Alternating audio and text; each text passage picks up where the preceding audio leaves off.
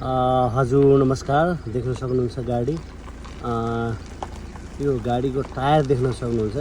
पछाडि मात्रै एउटै ठाउँमा तपाईको एउटै लाइनमा 8 वटा टायर छ। ल हेर्नु त 8 वटा। यो तपाईको यो टायर हामीले यो टायर किन्नलाई मात्रै लगभग 5 तलाको घर चाहिँ बेच्नुपर्छ। ल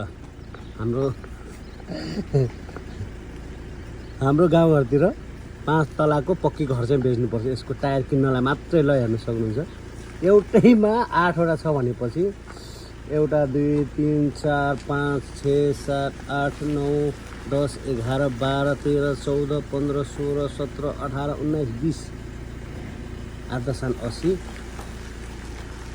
160 वटा त यहाँ मात्रै भएन टायर। अनि त्यसपछि 4 8 8 12 वटा भनेपछि 192 वटा टायर यो गाडीको। ल बाफ रे